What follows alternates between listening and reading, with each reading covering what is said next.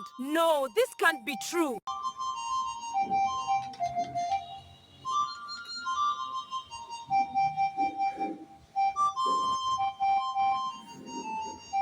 In the ancient Igbo kingdom of Umueziala, where the red earth kissed the soil of people and the wind carried the voices of ancestors, there lived a princess whose beauty was spoken of in distant villages long before her name was known. Her name was Princess Adaugo, first daughter of Eze Nwachinemere, the king of Umueziala. Adaugo was beautiful.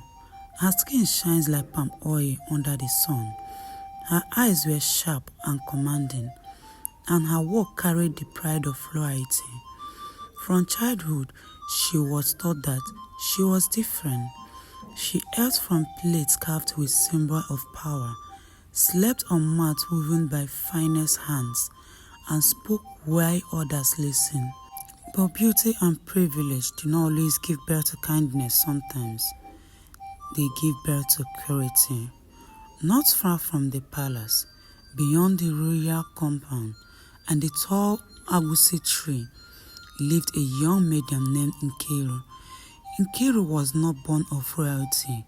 Her father died when she was still small, leaving her mother, Mama Nkiru, to raise her with hands hardened by famine and a heart softened by prayer to the gods.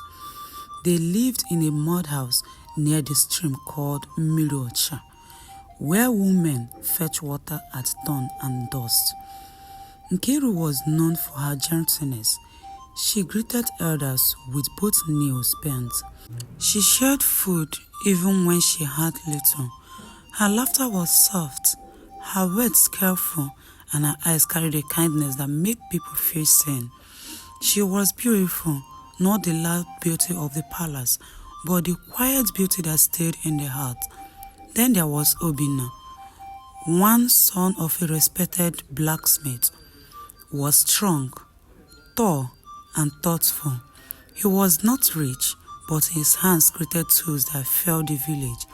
His mind was sharp, his speech honest, and his heart unbending. Obinna had known Princess Adaugo since childhood.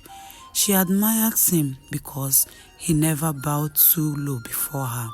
But admiration slowly became desire, and desire, when not returned, can turn poisonous. Princess Adaugo wanted Obinna. She wanted him the way royalty wants loyalty, without question, without reverse. She sent palace messenger to summon him. She smiled at him during festivals. She wore beads meant to catch his eyes, but Obinna's heart did not move. For his heart had already found its own. It belongs to Nkiru, the maiden from the stream. He loved her humility. He loved her patience. He loved how she listened more than she spoke. And when Obinna made his intention known, that he wished to marry Nkiru, the palace shook with silent anger. Princess Adaugo did not cry, she smiled. But that smile carried thorns. Adaugo could not harm Obinna directly, but she could destroy the girl he loved. And so she began. Nkiru was summoned to the palace under pretense of service. She was given the hardest chores, scrubbing floors with bare hands, carrying water heavier than her body, cooking for the palace guards late at night. Whenever Nkiru made the smallest mistake, Adaugo punished her. "Stupid village girl," the princess would say. The princess would say, "Do you think Obinna would choose you, servant, over a princess?" Nkiru never answered back. She endured, but endurance does not mean pain. One market day, Princess Adaugo accused Nkiru of stealing palace beads without evidence. Without shame, Nkiru was dragged to the market square. Women whispered, men frowned, children stared. "Confess," Adaugo shouted. Tears rolled down Nkiru's cheek as she knelt on the floor. "I did not steal," she said softly, but Princess ordered her flogged. Obinna arrived too late. When he saw the mark on Nkiru's back, something in him broke. That night, he went to the palace gate and shouted words no one had ever dared to shout. The elders heard, the ancestors listened, and the gods began to stir. Adaugo's heart grew so wicked, she poisoned the king's ear with lies. She claimed Nkiru used charm. She claimed Obinna was bewitched.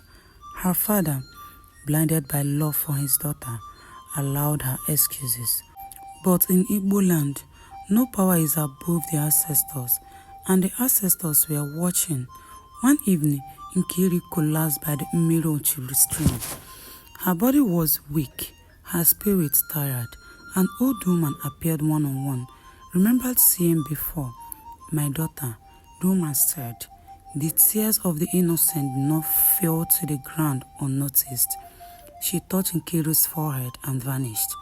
That night, Princess Adaugo dreamt of fire, thrones, and a crown dripping blood. She woke up screaming. From that day, misfortune followed her like a shadow. Her beauty failed. Her sleep abandoned her. Her laughter turned to screams. No Dibia could cure her. The elders summoned Obinna and Nkiru and the princess under the Iroko tree. The truth poured out like rain. Witnesses spoke. Servants confessed. The gods confirmed true definition. Princess Adaugo's wickedness stood naked before the land. The king wept. The throne does not protect the evil, the elders said. Adaugo was stripped of her royal privilege and banished from the kingdom.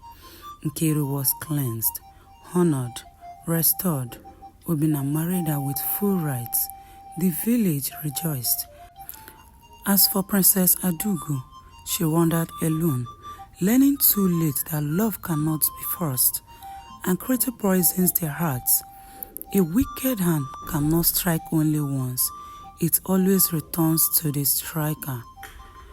Power without kindness destroyed.